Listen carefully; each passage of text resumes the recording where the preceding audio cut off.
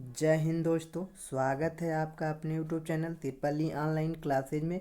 तो मैं लेकर आया हूं आपके लिए UP polytechnic applied first chemistry का, ठीक है। अध्याय आपका 1 है क्या, परमाणु संरचना, आवर्त सारणी तथा रासायनिक आबंधन, ठीक है। Atomic structure, periodic table and chemical bonding. हालांकि अलग अलग किताब में ये चैप्टर अलग अलग बना दिया है। परमाणु संरचना एक चैप्टर, आवर्त सारणी एक चैप्टर, रासायनिक आबंधन एक चैप्टर। तो इससे आप लोग को घबराने की ज़रूरत नहीं है कि एक ही चैप्टर सब एक ही में पढ़ा रहे हैं, तो इससे कोई घबराने की ज़रूरत नहीं है। सब अलग अलग टॉपिक वाइज पढ़ाएंगे, ठीक है। परमाणु संरचना, ठीक है। तो परमाणु संरचना के बारे में हम बात कर लेते हैं। आखिर एटम परमाणु होते क्या हैं आपके। हालांकि आप लोग पिछले कक्षाओं में पढ़ चुके हैं परमाणु क्या होते हैं। द्रव्य का वह सूक्ष्मतम कण, क्या, द्रव्य का वह सूक्ष्मतम कण जो रासायनिक अभिक्रिया में बिना विभाजित हुए भाग लेता है, परमाणु कहलाता है। क्या, द्रव्य का वह सूक्ष्मतम कण जो रासायनिक अभिक्रिया में बिना विभाजित हुए भाग लेता है, परमाणु कहलाता है, ठीक है। The smallest particular which takes part in chemical reaction without any decomposing is called atom, ठीक है, परमाणु कहलाता है, ठीक है। अब परमाणु की मूल संकल्पना के बारे में बात कर लेते हैं। बेसिक कंसेप्ट ऑफ एटम, ठीक है।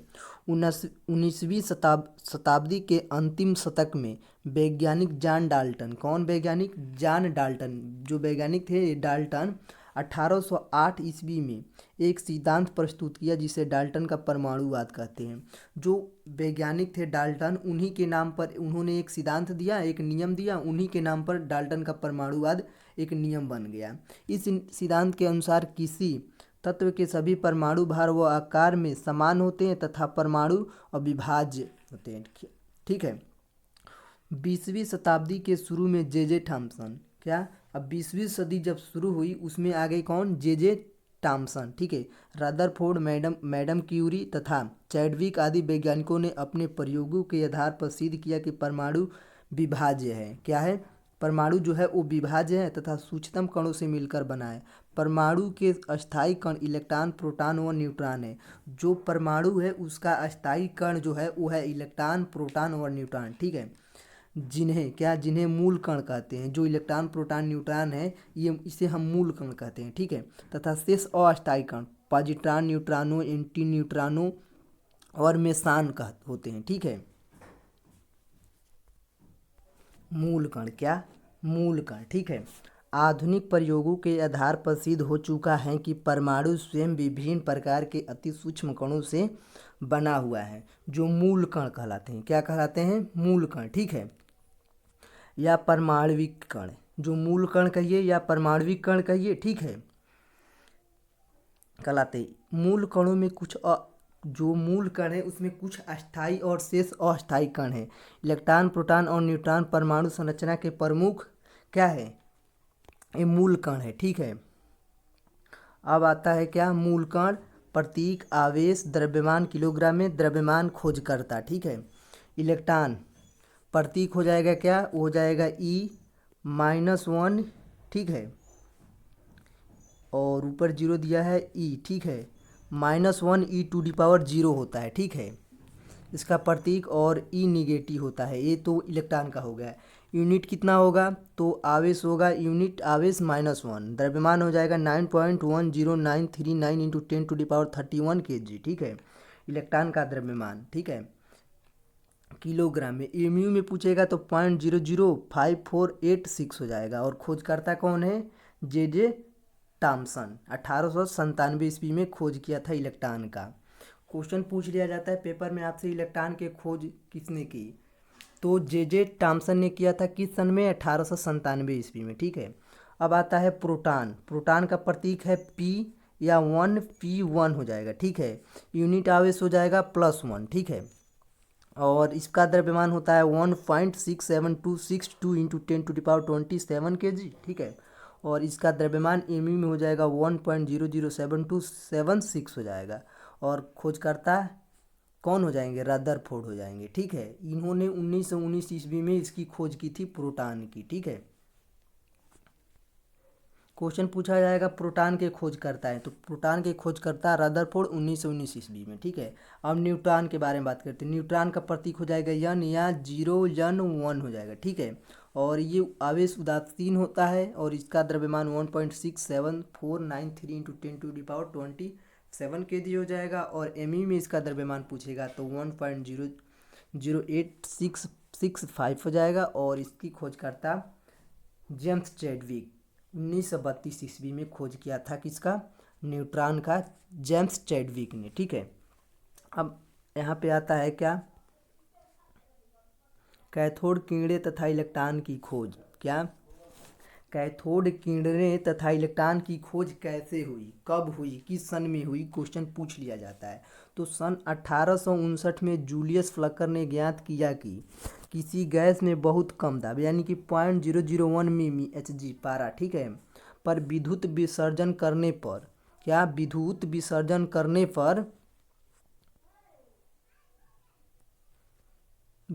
करने पर नली में ऋण इलेक्ट्रोड कैथोड से एक अदृश्य किरण पुंज निकलता है। यही जो किरण निकल रहा है यही अदृश्य किरण पुंज है। ठीक है, जो धन इलेक्ट्रोड, जो ये धन इलेक्ट्रोड है, क्या हो रहा है, और चला जाता है और कैथोड के सामने कांच की नली की दीवार पर हरे रंग की प्रदीप्ति उत्पन्न करता है। जो ये दीवार बनी है इस पे क्या करता है, ये हरे रंग का प्रदीप्ति उत्पन्न कर देता है। ठीक है, कैथोड से निकली ये अदृश्य किरणें कैथोड किरणें निकल आती है। जो ये किरणें निकल रही है और इस दीवार पे जाकर टकरा रही है, हरे रंग की प्रदीप्ति उत्पन्न कर रही है, यही कैथोड किरणें है। ठीक है, यहाँ पे एक कैथोड किरण ये है, ये कैथोड हो गया, ये उच्च वोल्टेज यहाँ से धारा दी जा रही है, ये नोड हो जाए, ये प्लस ए नोड हो गया, और ये निगेटिव कैथोड हो गया, ये आपका निर्वात पंप हो गया। ठीक है, यहाँ पे क्या कह रहा है, यहाँ पे कह रहा है कैथोड किरणों के गुण के बारे में बता रहे। कैथोड किरणें के गुण क्या होते हैं, तो कैथोड किरणों के गुण विलियम क्रूक्स 1879, ठीक है, हिफार्ट 1889, मिल्कन 1896, जे टॉमसन 1897 और कई अन्य वैज्ञानिकों ने कैथोड किरणों के गुणों का अध्ययन किया और निम्नलिखित निष्कर्ष दिए। कई वैज्ञानिक थे जिन्होंने अपना अपना निष्कर्ष दिया। ठीक है, पहला है क्या, कैथोड किरणों के मार्ग में कोई धातु रख देने पर उस धातु की छाया कैथोड के सामने नली की दीवार पर पड़ती है। इससे सिद्ध होता है कि कैथोड किरणें एक सीधी रेखा में चली जाती है। ठीक है, और दूसरा है क्या, दूसरा पॉइंट है आपका, कैथोड किरणों के मार्ग में हल्की पहिएदार वस्तु रखने पर वह घूमने लगती है। इससे सिद्ध होता है कि ये किरणें सूक्ष्म कणों में मिलकर बनी है। ठीक है, तीसरा है विद्युत क्षेत्र में गुजारने पर ये किरणें धन प्लेट की ओर मुड़ जाती हैं। इससे सिद्ध होता है कि ये किरणें ऋण आवेशित कणों में मिलकर बनी हैं। ठीक है, चौथा पॉइंट है आपका, वो है क्या, कैथोड किरणें विद्युत विसर्जन नलिका की दीवार पर हरे रंग की प्रदीप्ति उत्पन्न करती हैं। जो दीवार बना था इस पे जो ये कैथोड किरणें निकल रही थी, इस पे क्या हरे रंग की प्रदीप्ति उत्पन्न कर रही थी। जो ये निकल रहा था यहाँ पे हरे रंग की प्रदीप्ति उत्पन्न कर रही थी। ठीक है, दीवार पे। पांचवा है कैथोड किरणें धातु की पतली पन्नी को भेज सकती है। जो कैथोड किरणें होती हैं ये धातु की पतली पन्नी को क्या कर सकती है, भेज सकती है, छेद सकती है। ठीक है, छठवा है कैथोड किरणें गैसों को आयनित कर देती है। ठीक है, सातवां है कैथोड किरणों में क्या, कैथोड किरणें फोटोग्राफिक प्लेट को काला कर देती है। जो कैथोड किरणें होती है, जो फोटोग्राफिक प्लेट होता है उसको काला कर देती है। कैथोड किरणें उच्च गलनांक की धातु पर गिरने पर एक्स किरणें उत्पन्न करती है। ठीक है, अब आता है इलेक्ट्रॉन की खोज। इलेक्ट्रॉन की खोज किसने की और क्यों हुआ। ठीक है, इलेक्ट्रॉन की खोज, डिस्कवरी ऑफ इलेक्ट्रॉन। ठीक है, 1897 ईस्वी में जे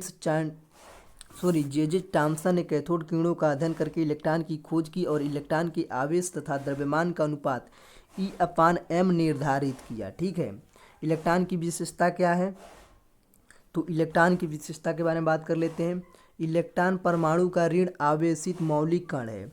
इस पर इकाई ऋण आवेश होता है जिसका मान -1.6 इंटू 10⁻19 कूलाम होता है। ठीक है, दूसरा है आपका, दूसरा विशेषता है इलेक्ट्रॉन का द्रव्यमान हाइड्रोजन परमाणु के द्रव्यमान का लगभग 1/1837वां भाग होता है जिसका मान 9.1 इंटू 10⁻28 ग्राम होता है। ठीक है, और तीसरा इसमें है आपका क्या, तीसरा विशेषता है इलेक्ट्रॉन की त्रिज्या 2.8 इंटू 10⁻18 सेमी होती है।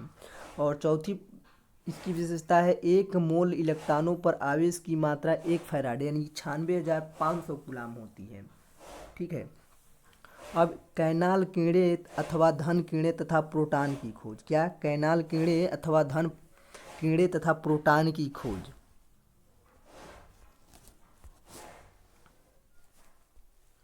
सन 1886 में वैज्ञानिक गोल्डस्टीन ने ज्ञात किया कि जब छिद्रित कैथोड लगी हुई विसर्जन नली में अल्प दाब तथा उच्च विभवांतर पर गैसों में विद्युत विसर्जन किया जाता है तो एनोड से निकलकर कीड़े कैथोड के छिद्रों से होती हुई, कहाँ पे? कैथोड से पीछे